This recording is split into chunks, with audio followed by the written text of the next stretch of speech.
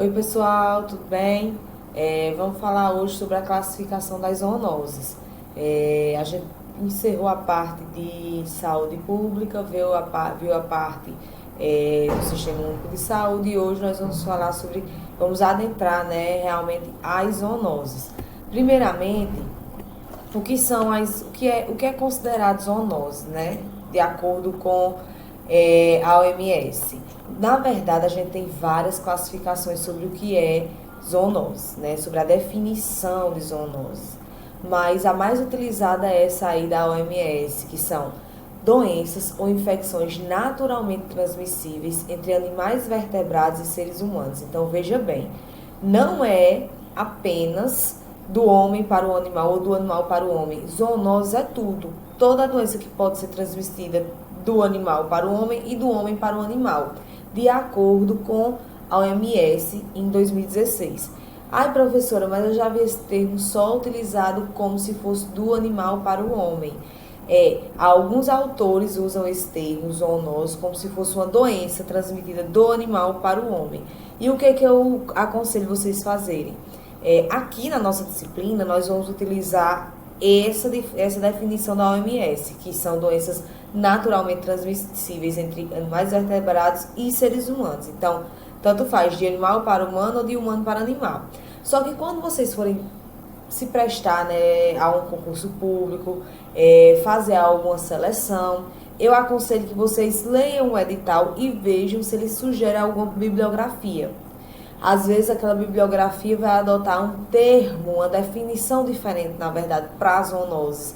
Então, aqui a gente vai usar essa definição, só que nos concursos que vocês venham a fazer, nas seleções, eu aconselho que vocês deem uma olhadinha no edital para ver a bibliografia sugerida, para saber se eles também adotam essa definição de zoonose.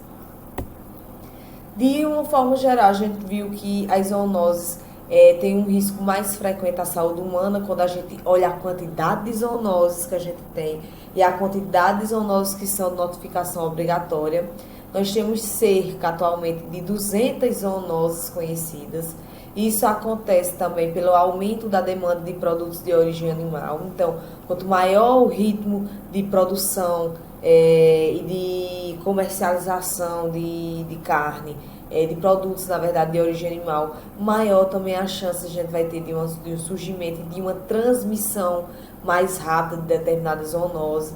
A gente já falou da urbanização, que a gente tem também um fator bastante relevante quando a gente fala de zoonose, porque cada vez mais a gente está entrando no meio ambiente, há lugares que a gente não sabe qual é ali os patógenos, os animais que estão ali, a gente entra naquele ambiente, desmatando para construir condomínios, desmatando para criar gado, a gente entra com cachorro, com gato, com criança, então a gente cria também um ambiente desconhecido, que podem surgir algumas zoonoses. Meios de transporte moderno, a gente também já falou sobre isso, que isso aumenta muito a transmissibilidade das doenças com essa grande oferta, né? A gente tem uma grande oferta de voos internacionais. Antigamente, era muito difícil a gente ter alguém que conhecia de longe alguém que tinha ido para a Inglaterra, para a Europa. Hoje em dia não, é fácil você conhecer pessoas que vão frequentemente a esses países, porque a oferta de voos está bem acima do que era antigamente. Então, quando a gente, para ir para Miami, aqui de Fortaleza, se não me engano, são 8 horas de voo. Você aqui são 5 horas de carro para a gente chegar em 6, né? 5 é que vai bem rápido. Mas 6 horas de carro para chegar em Fortaleza e para chegar em Miami são 8 horas de voo. Então, a gente tem esse transporte muito facilitado. E a gente tem também algumas profissões que são mais expostas às zoonoses. Nós mesmos, os médicos veterinários, nós estamos diretamente lidando com doenças em animais. E algumas dessas doenças são zoonóticas. Então, algumas profissões estão mais expostas do que outras. A gente também pode dizer que os magarefos, aqueles que fazem os abate, nos abatedouros, eles também são pessoas que estão com maior risco, e desempenham maior atividade de risco quando a gente fala de zoonoses. A gente pode classificar as zoonoses de várias formas, minha gente. Quanto à vigilância, a gente também tem alguns tipos de vigilância de zoonoses. A gente tem as zoonoses que são monitoradas por programas nacionais de vigilância, como a leishmaniose, como a tuberculose, como o Zika vírus. O Zika vírus, atualmente, ele não é uma zoonose aqui no Brasil, né? Porque é transmitido principalmente entre humanos, mas a origem dele foi zoonótica. Então, a gente tem alguns programas destinados a essas zoonoses. Então, a gente diz que, quanto à vigilância, a gente tem zoonoses que tem programas de monitoramento nacional, nós temos zoonoses de relevância regional, e temos zoonoses emergentes ou reemergentes. Relevância regional ou local. Por exemplo, a toxoplasmose. Frequentemente a gente tem surtos sendo comunicados lá para o Rio Grande do Sul, na verdade o sul do país, porque eles têm esse hábito de comer a carne mal passada, às vezes a carne de porco, também que é um ótimo via de transmissão, né, da toxoplasmose. Então, a gente tem o sul do país como um local de relevância para a toxoplasma. Então, é uma zoonose de relevância regional ou local. E a gente tem as zoonoses emergentes ou reemergentes. O que é isso? São zoonoses que estão surgindo, né, estão aumentando em determinado lugar. E zoonose reemergente, o que quer dizer?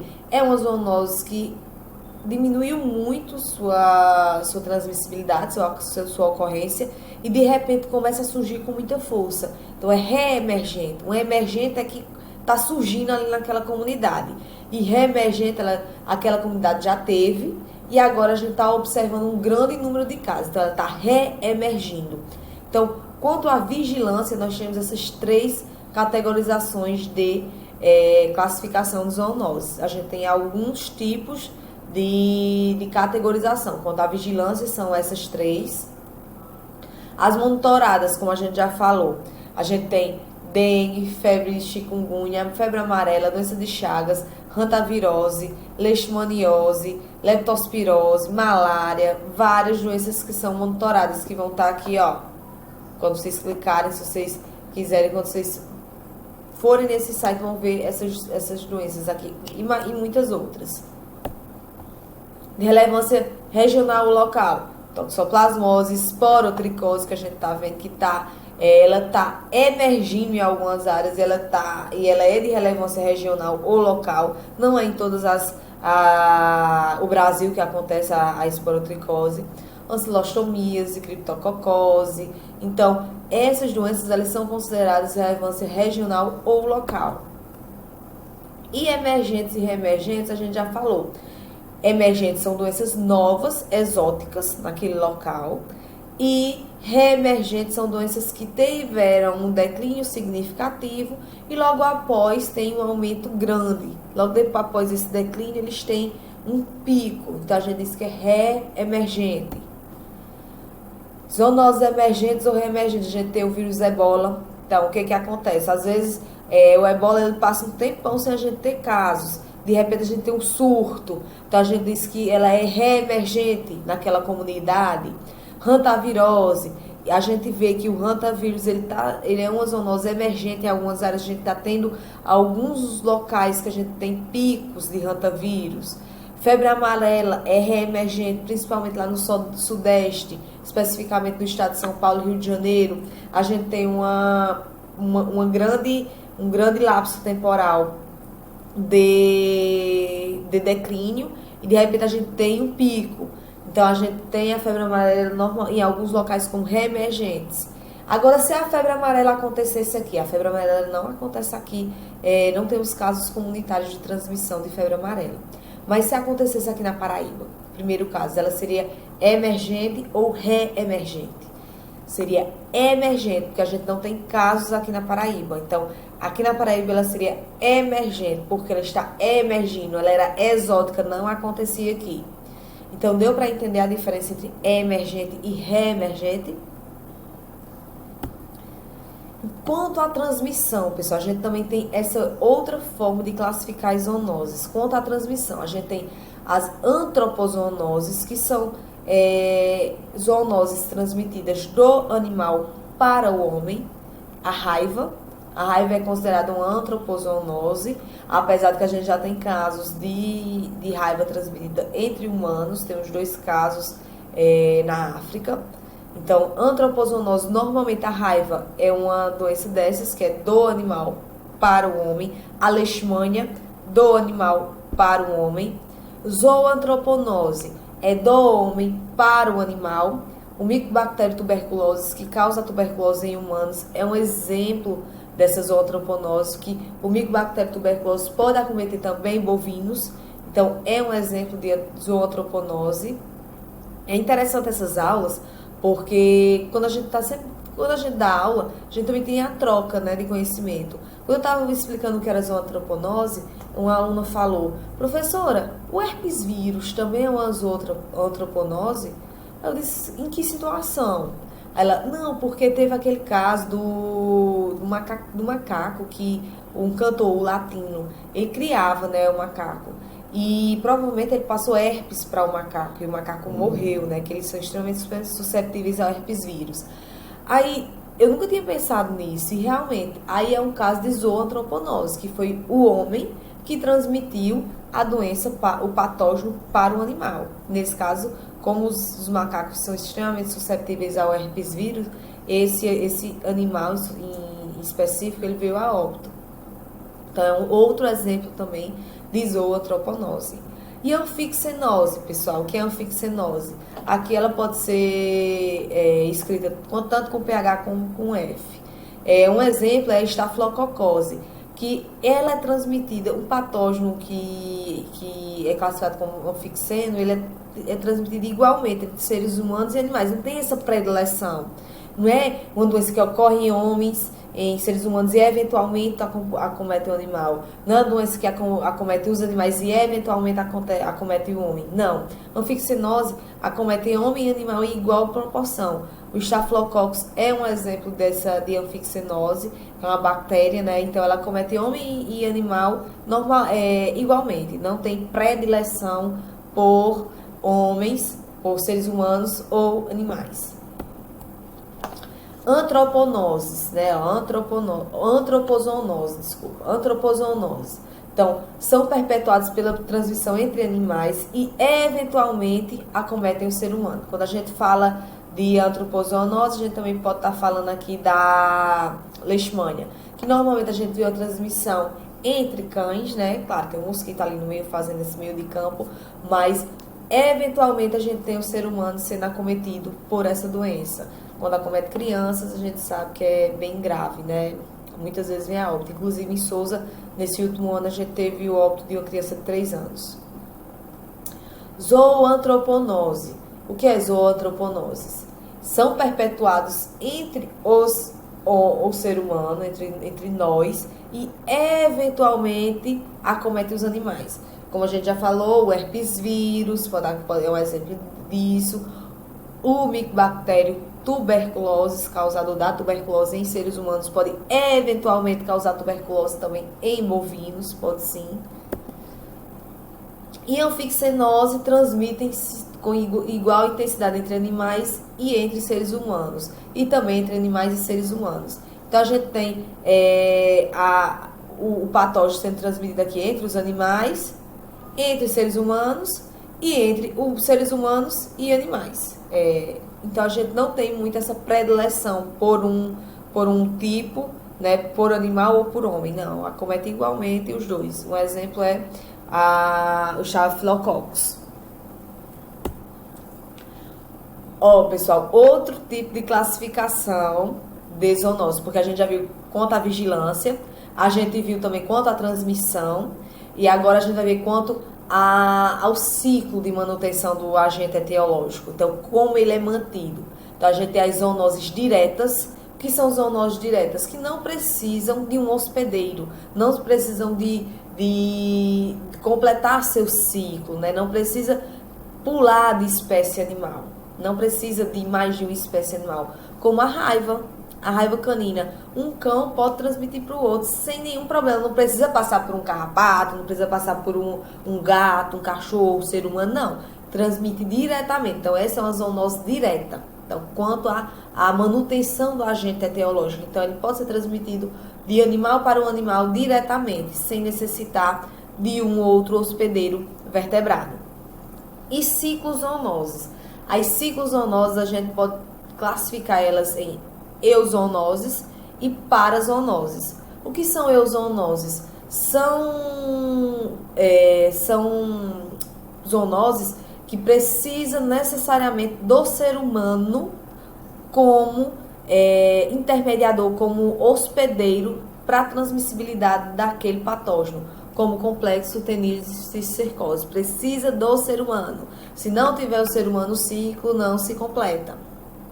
Parazoonose. Não precisa do ser humano, pode ficar entre os animais. Então, o complexo equinococose e datidose é uma parazoonose, não precisa do ser humano. A gente pode ter aí só o cão e o ruminante como hospedeiros, né? Como participantes do ciclo do complexo equinococose e datidose.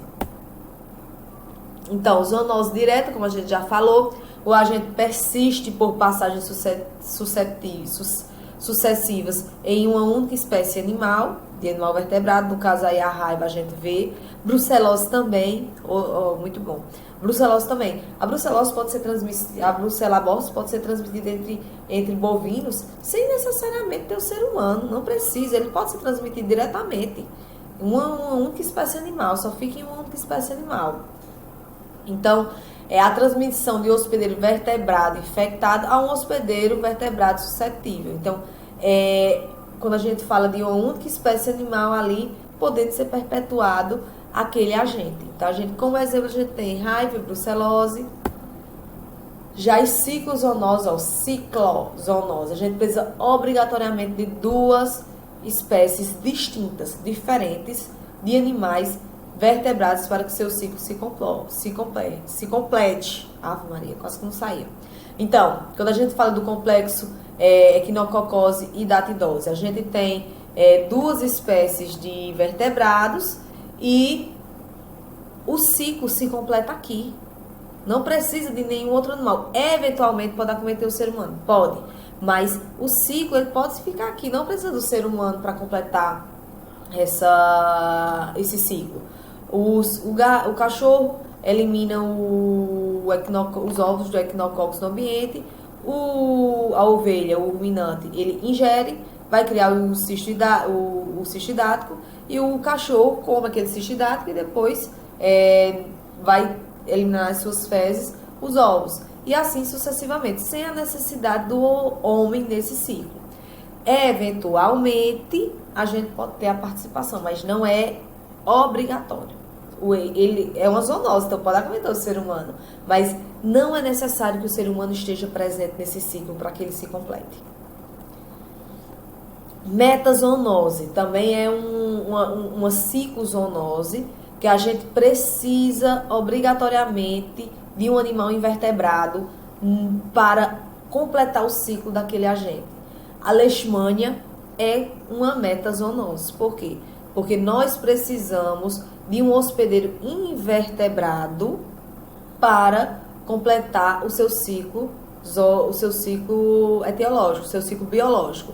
Então, a leishmania, ela precisa do mosquito, não precisa? A gente precisa do mosquito para transmitir para outro cachorro, para o ser humano. Então, ela é necessário que haja a participação do mosquito. Então, o agente precisa de um hospedeiro invertebrado onde realiza uma fase do seu ciclo biológico. Então, a febre amarela também é considerada uma metazoonose, porque a gente precisa do mosquito ali fazendo aquela transmissão. A gente vai estudar direitinho febre amarela e vai ver como é que é transmitida. Então, a gente precisa, para a transmissão daquele agente, a gente precisa do hemagogos, do mosquito. Então, é necessária a presença de um invertebrado para que complete seu ciclo biológico. E saprozoonose também é uma ciclozoonose e que o agente ele precisa desenvolver uma parte do seu ciclo no ambiente. É necessário. A gente tem o hospedeiro vertebrado e temos também um elemento que não pertence ao reino animal, no caso o ambiente, como solo, matéria orgânica, plantas. Se a gente falar, por exemplo, da larva migrans cutânea, precisa daquele tempo ali no ambiente para que se desenvolva a L2 do Ancylostoma. Então, a gente precisa desse desenvolvimento para que haja a contaminação do ser humano. Então, é uma saprozoonose. A gente precisa desse elemento que não é um elemento vivo, né? É um elemento não pertencente ao reino animal. E euzoonose, como a gente já falou, o homem é um hospedeiro cuja presença é obrigatória. A gente pode falar, as principais que a gente vê são as transmitidas que a gente chama do complexo tenidicisticercose, que a gente tem a Taenia solium e a Taenia saginata, onde o homem é o hospedeiro definitivo. Então, sem ter a presença do homem eliminando os ovos, né, no ambiente, a gente não vai ter a cisticercose. Então, é um ciclo. Se a gente tirar o homem daqui, não se completa esse ciclo. Por isso que as euzoonoses, a gente diz euzoonose, né? A gente precisa do ser humano ali no meio desse ciclo para que haja a manutenção daquele agente no meio. Parazoonose. Parazoonose, o homem é um hospedeiro acidental. Então, a sua ausência não impede que o ciclo se complete. Não impede. A maioria das zoonoses são assim. O homem ele é um hospedeiro acidental. Ele não participa daquele ciclo. Então, a equinococose datidose, como a gente já falou. O cão, ele é o hospedeiro do verme adulto. O carneiro, a forma larvar. O homem ele pode se infectar com as fezes, mas não é essencial. O ciclo ele pode se completar aqui, ó, pessoal, sem necessariamente passar pelo ser humano. Então, a maioria das zoonoses são desse jeito. Eventualmente, acidentalmente, ela vai infectar o ser humano. Mas, normalmente, são poucas que realmente exigem a presença de nós como parte integrante. Uma que a gente pode colocar na cabeça, um exemplo que não é de parazoonose, complexo tenidicicercose. Por quê? Porque necessita obrigatoriamente do ser humano para completar o ciclo. É interessante a gente relembrar as questões de epidemiologia aqui. O que é fonte de infecção, via de eliminação, via de transmissão, porta de entrada, hospedeiro suscetível. Então, fonte de infecção. O que é fonte de infecção? É quem é que vai estar eliminando aquele agente. Então, são os animais que estão excretando patógeno, que estão albergando patógeno no seu corpo. Vias de eliminação é por onde esse patógeno sai. Por onde é que ele sai? Ele vai sair por onde? Então, alguns patógenos saem por fluidos corporais, como fluidos orais, respiratórios, oculares, sexuais, né? A gente também tem, às vezes, a eliminação por fluidos sexuais. Esqueci o nome direitinho lá dessa via de eliminação. Mas a gente tem por onde o agente está saindo, por que locais os agentes podem estar saindo, quais são os locais que podem conter, quais são os fluidos que esse agente pode estar presente. Via de transmissão. As vias de transmissão a gente tem a direta e a indireta. A via de transmissão direta é que não precisa de nada para intermediar aquela transmissão. Então, por exemplo, o coronavírus, ele pode ter a via de transmissão direta e indireta. Como assim?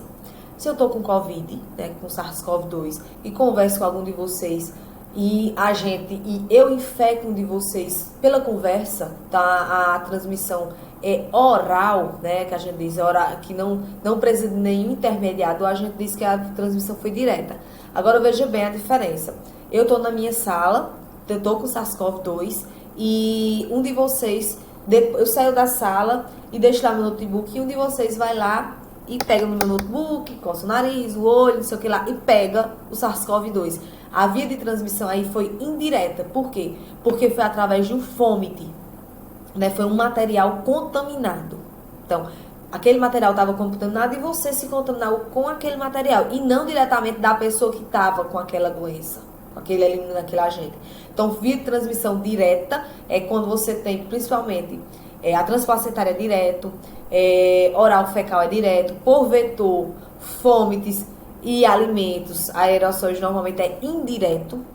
Indireto, por quê? Você não precisa daquele animal, daquela pessoa que estava com a doença, eliminando o patógeno naquele local, não. Ela vai deixar nos aerossóis, vai deixar nos alimentos, nos fômites. Então, essa é a via de transmissão indireta. E a oral fecal é direta. Via de transmissão oral fecal direta. Porta de entrada é por onde aquele patógeno vai entrar no corpo do animal ou da pessoa. Então, trato respiratório, digestivo, tegumentar. Então, é por onde ele vai entrar. Normalmente, o coronavírus é o trato respiratório, né, que entra. E outras doenças, por exemplo, a complexitania cisticercose, digestivo. Já a leptospirose, a leptospira, tegumentar, a gente vê que principalmente, também tem a digestiva, mas é tegumentar principalmente, ela consegue, a espiroquetazinha consegue girar e penetrar o tegumento. E hospedeiro suscetível é aquele hospedeiro que vai receber, através da porta de entrada daquele patógeno. O aparecimento da doença naquele hospedeiro vai depender de vários fatores, dentre eles o status imunitário. Se ele tiver com a imunidade boa, dependendo da carga parasitária, da carga do patógeno, do vírus, da bactéria, a gente vai ter a eliminação daquele patógeno. Se ele tiver com a imunidade em baixa, a gente pode ter o aparecimento da doença e até mesmo a morte daquele hospedeiro susceptível. E agora, pessoal, como eu fiz as outras vezes, vocês vão olhar essas questões, dá um pause aí, lê a questão e tenta responder. A nossa prova vai ser parecida com isso, vai ter coisa desse tipo. Então, ó, dá um pause, deixa eu tirar aqui, e tenta responder essas questões. Qualquer coisa, qualquer dúvida, a gente tira lá no grupo, ou na próxima aula síncrona, a gente tira as dúvidas que vierem a aparecer.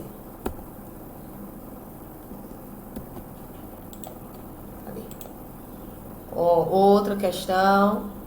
Então, acho que foram três questões. E obrigada. Estudem, pessoal. Vou colocar também um material de apoio. Estudem isso, porque isso cai muito em concurso. Cai bastante. E é tão fácil. Eu recomendo que vocês peguem um caderno, anotem direitinho, para que possam entender. Porque a professora falou, no final vocês vão se confundir quanto à classificação, se é por vigilância, se é por via de transmissão, se é por manutenção do agente etiológico. Então, façam direitinho no caderno, dividido, quanto ao tipo de classificação, como elas podem ser classificadas. Coloque exemplo, tente exercitar os exemplos na sua cabeça, que isso vai facilitar muito a compreensão de vocês desse assunto, tá bom? Muito obrigada e até mais.